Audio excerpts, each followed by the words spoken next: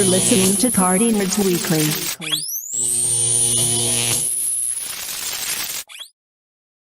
What's going on, everybody?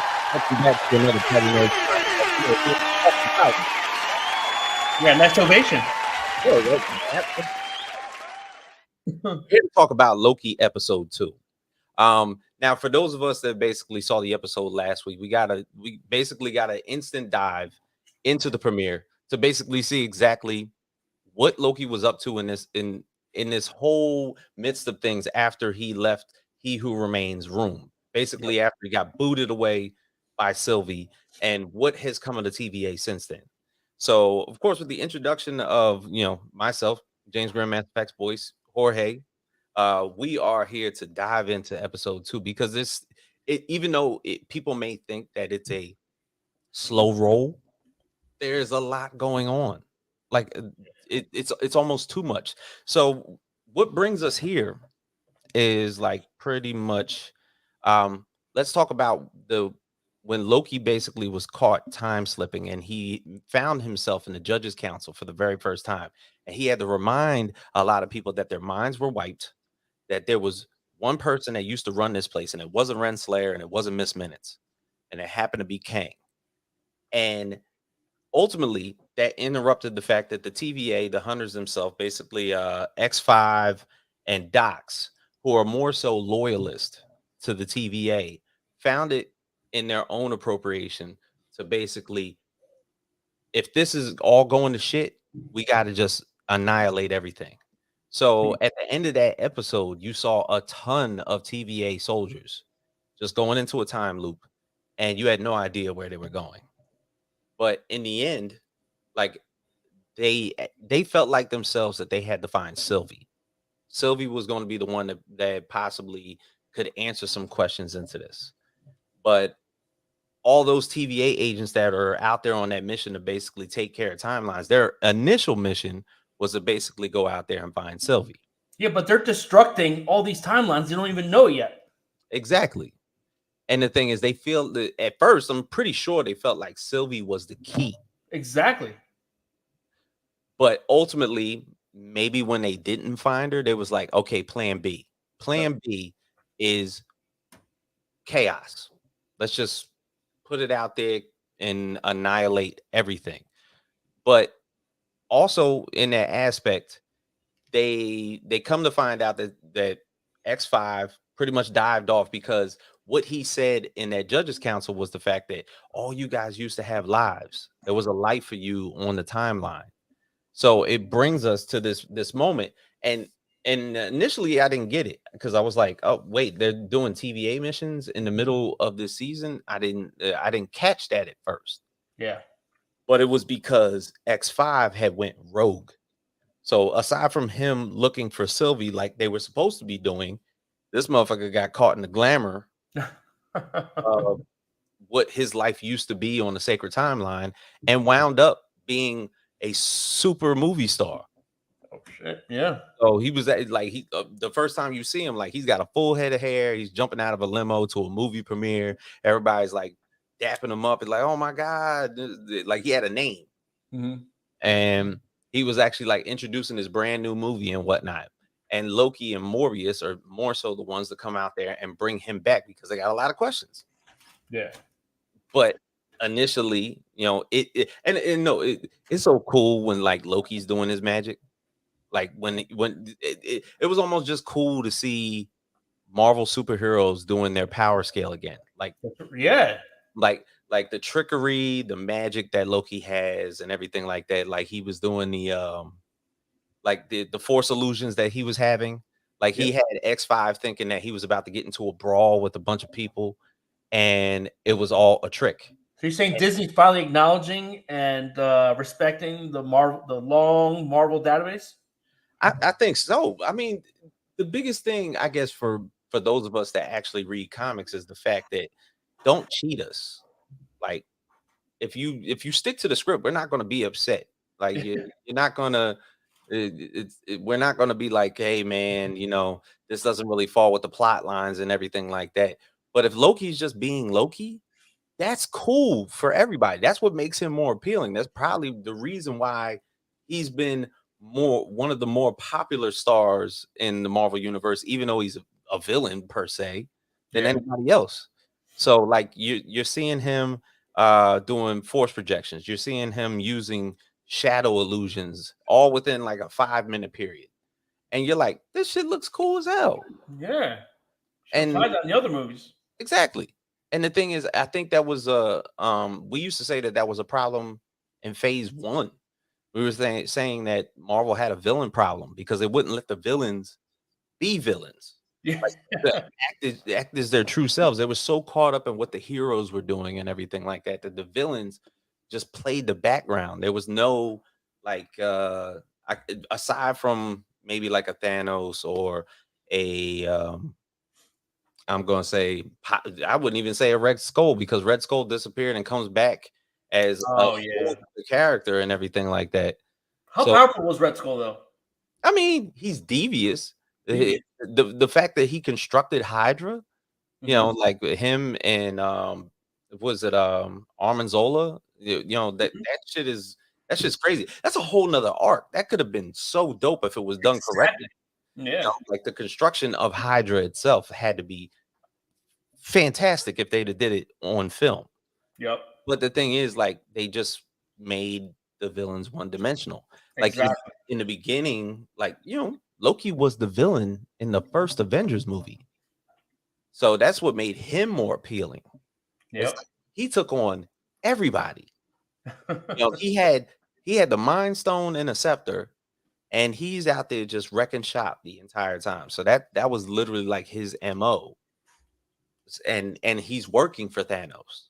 Like he's literally like the man behind the curtain, but this is the dude whooping y'all ass in the beginning. Of course, like it doesn't end up to be that, but Yeah, that's what made him more appealing. that's But right. but back to the hey. So yeah, Darnell, good to see you, brother. So what is Loki season 2 ultimately setting us up for? Is this the true beginning of the next phase? So we talked about in the last episode of the Party Nerds podcast. Ultimately, if everything is done correctly, Loki seems to be answering a lot of questions about what the multiverse is and how it's constructed and how we're going to get through to phase 5 with some type of know-how, some type of knowledge about what exactly is going to happen in phase 5.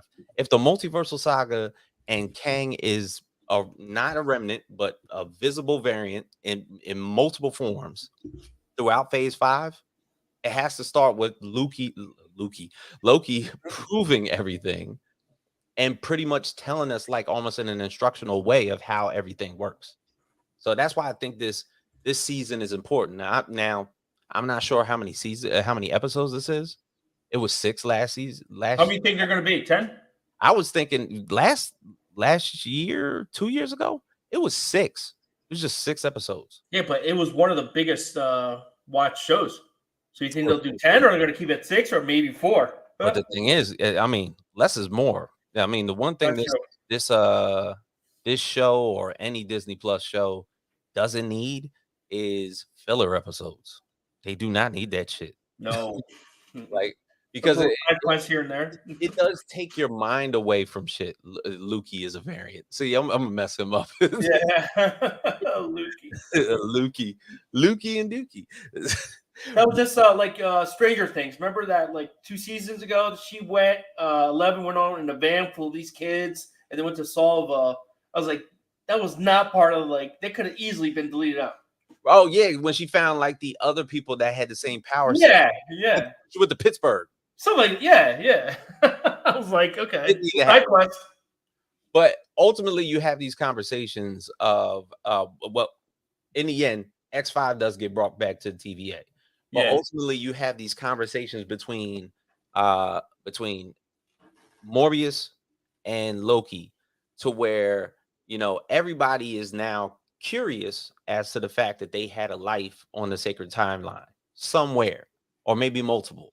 Didn't Mobius know that already when he was looking at brochures, right? Yeah, and that's what I'm thinking. Like, what the thing is with him, it always came to be like this thing to where he's looking at those brochures and looking at jet skis and everything.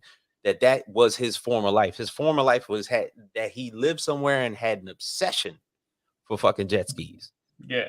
You know, God knows where the fuck he was living at. But it's almost like Morbius doesn't even care. Like X5's basically like poking the bear with Morbius saying, yo, you don't care that you were like somebody else. Like Morbius isn't even your real name. Like they took that from you too. So it's funny. I was watching New Rockstars, Eric Voss, and he brought up a pretty good theory as to the fact that basically when they found Sylvie, and note they did find Sylvie because X5, they tortured the hell out of him with a time cube. They brought out this fucking damn near shop vac, and it created vacuum cubes of time that traps you inside and just squeezes you until you like basically turn to shit. You know? But he ultimately revealed where Sylvie was. They knew where Sylvie was the entire time. They just inevitably the entire TVA just decided to go with Plan B, and Plan B was ultimate chaos. But when they find Sylvie, she's in just like in the post credit scene in episode 1. She's in Broxton, Oklahoma.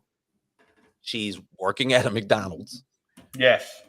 You know, instead of basically living up in ways of killing timelines, she decides to serve billions of customers Big Macs on a daily basis.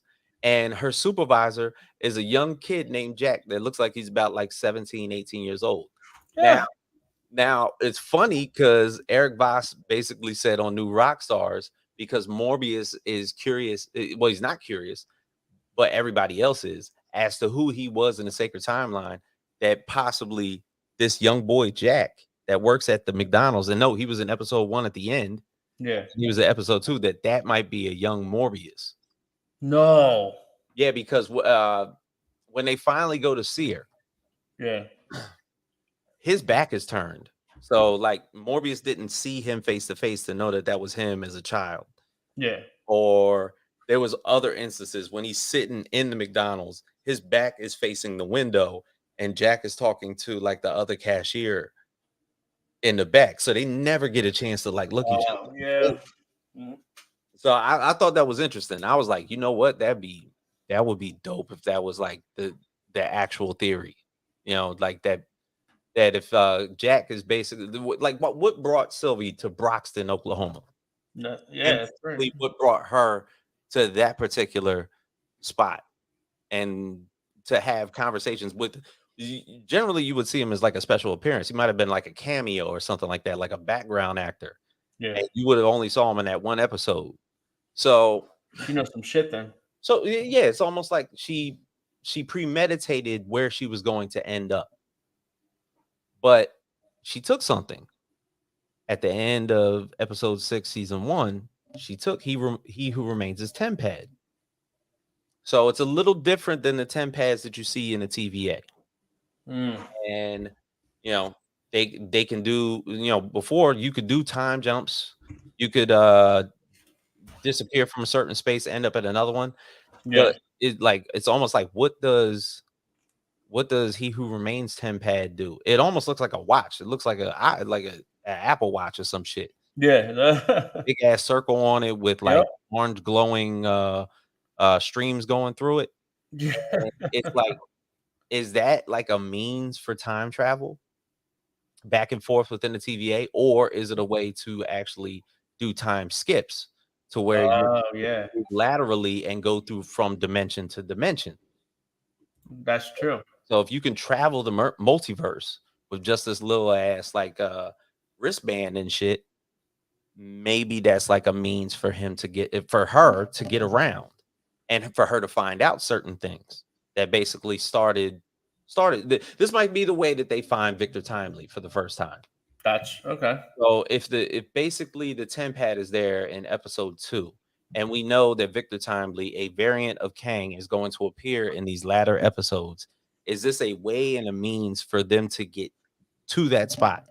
Because what was it at the end of Ant-Man Quantumania? The post-credit scene was Morbius and Loki at like almost like one of those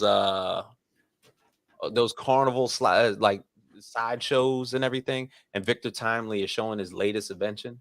Yeah. So could be that, you know, and Lord knows where that's going to end up, because there's so many questions now. Like, where the fuck they figured out, because of all chaos breaking loose, Docs has now completely ripped apart branches of the multiverse, like ripped apart timelines. But it also activated Renslayer's tempad to show exactly where she was. And if she's found, it means that Miss Minutes is more than likely right behind. So Oh yes, that's right. so the thing is, if Renslayer is somebody who's just mainly working with Kang, or He Who Remains, because there was that tape playing at the beginning of episode 2 that showed that they were in cahoots the entire time, like they had secret conversations on tape. But Miss Minutes is almost like a shadow puppet of Kang, and pretty much knows everything. So it's Good like, wild card, man.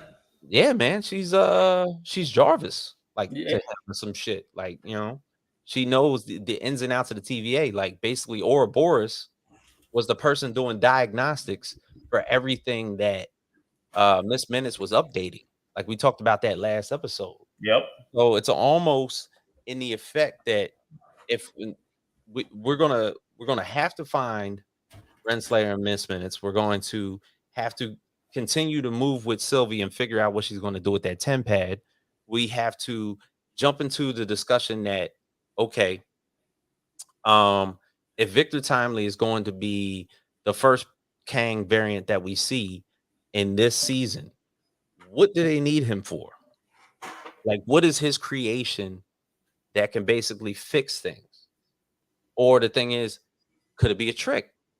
If Victor Timely is mainly a Kang variant that basically jumped back in time in order to fix things that he fucked up, because that's what he was used for in the comics. Victor Timely, just we were discussing this earlier. Each Kang variant, their power are they more powerful than each other? Are they all the same? Power or What the thing is, it's almost like they're all based on experience in the comics.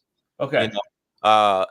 Victor Timely in the comics was basically Kang. Like, it wasn't like past Kang or anything like that. It was Kang realizing that he had fucked up in some sort of fashion, and he had to go back to a certain point to fix things. And he would basically not necessarily disguise himself, but basically give himself this identity in order to fix things and add things right. He might have had to go back to a certain period. Maybe it was like the 1930s or the 1960s. He's so smooth with it that once he gets it right, he jumps back in the timeline to a certain point, to where it's like, okay, now I'm unstoppable again, unless something else runs amok, and then I can start this shit back up again. Here's the thing: does Kang leave his variants there for a bit? I don't think he does, because there's so many of them. So suppose with the ones that they had at the end of Ant-Man Quantumania, you had Ramatut, you had Immortus, and you had Kang Prime, which is, I'm suspecting that's Kang Prime. It can't be the Scarlet Centurion, All because these variants are named and look like they've been in that timeline for they lived their life in there. You know what I'm saying?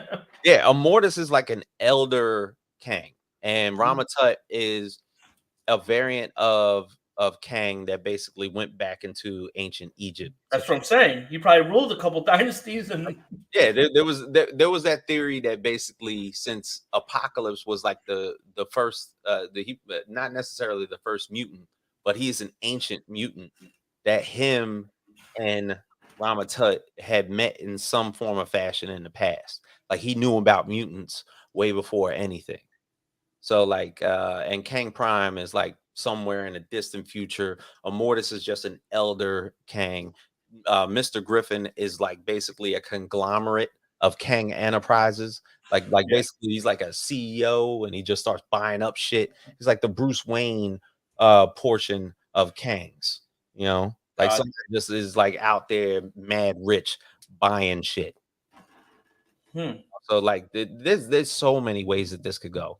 But the Victor Timely thing is actually pretty interesting, because it seems like, and this is merely a theory, like they're turning him into like a precursor, like somebody that just knows a lot and knows the initial beginnings of a very dastardly villain. gotcha. So it's like, if that's the way that the angle that they want to push it, that's probably where they're going to jump in through. So I'm way too interested in this shit because at the end of that, Dox's plan, she kind of succeeded. She pruned 2.7 trillion people through different branches of the multiverse, Wow. all on Earth. So it was like, and I think you saw like at the bottom that there was like 802 branches still left over, which is still a lot of people. What's up, Andre? Oh shit! What's up, Andre? Yeah, so like you kind of saw that there was still like a bunch of branches of the timeline that were still applicable and still available and that were out there. But Dots did her thing, man. She just like, but this is the thing. You do you remember season 1 Yeah. where they sent out those charges in the beginning? Like if they wanted to prune the timeline, they would put these like detonators Yep. on the ground.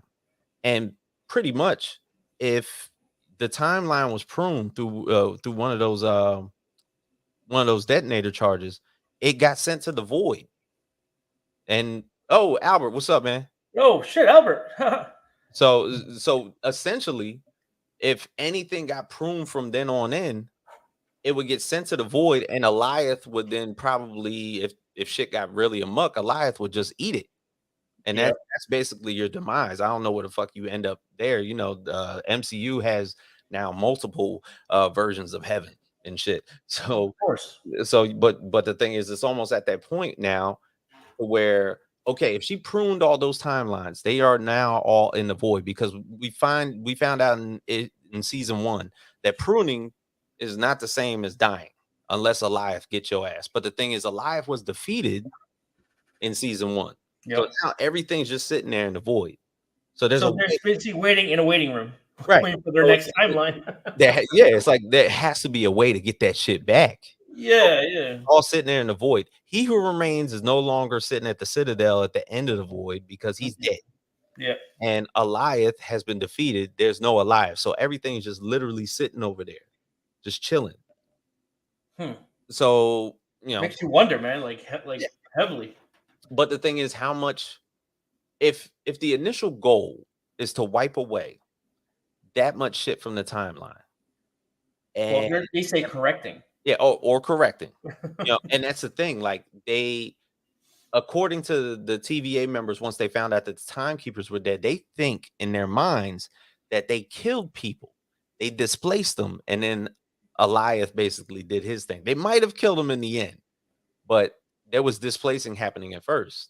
Displaced people were all over each other's timelines. But when last season, when they first got there was nothing but a bunch of Lokis over there. Exactly. So it was like they had to make sure that there was a bunch of Lokis, but we never got introduced to anything else that might have ended up over there. It's like they corralled them. Yeah. That was just like the ways and the means of how this shit was going to go. We might even see those Lokis again. I hope so. I mean, the only one I think that didn't make it was classic Loki. Yeah. He was like the one that just basically like started up like the old Storm and everything like that, and then Eliath just took his ass out. Yeah. You know, that was pretty much it. But Renslayer missed minutes. Now they're gonna. I'm pretty much if they found out that the 10 pad is active, and they got to go to a certain timeline that hasn't been pruned as a means to find her, they got to find Renslayer. I believe that the 10 pad that Sylvie has is going to lead good old Sylvie and the rest of the gang to Victor Timely. And if they got to start shit from scratch, because basically what Sylvie's saying about the TVA is that the TVA is broken. Yep. And the only person to fix it is the person that started it. So if the person that started is dead, you have to go find his past self. But do you think Victor will be expecting them? But that's a good question. Because if it's not Victor, like basically not to say that it's not Victor, if Victor is kind of like in disguise as a regular pseudo Kang variant, and he's pretty much that's a trap. Mm-hmm. That's the illest cliffhanger ever. Yeah, because that really does start up all the bullshit that's supposed to happen in phase 5, like almost like, you know, Kang fighting Ant-Man and losing to a bunch of ants and getting thrown into a portal and everything like that. No. You want to make it real? Ant-Man had to die. That's how it should have happened. Yeah. But essentially, it didn't. So we got to find another way to give you a pivotal cliffhanger going into phase 5. So they got a whole nother they got a Marvel's movie coming out in November, and then we're like almost at like a dark period to where we don't know what's happening. I mean, we know what's coming up next, but we don't know what's happening. Gotcha. Meaning, So what do you mean? Like, elaborate. like Blade and Oh, yeah, yeah. all those other movies and everything like that. But the thing is, what's the purpose? Like, why now? What the Eternals and like all that shit that happened before there, like the continuation of the Marvels, the Born Again series and Deadpool that just got basically disbanded.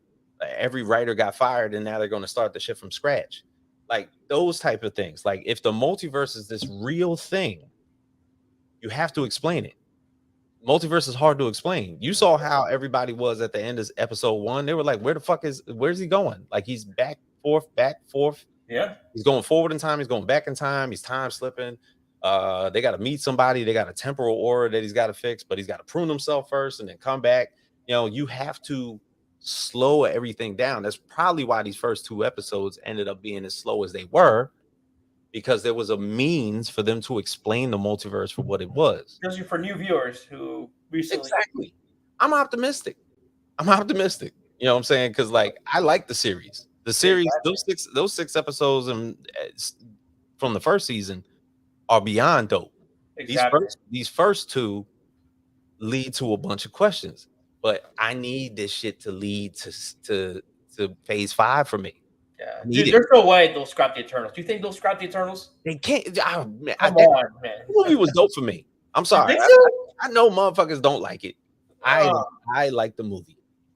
I happen to love it.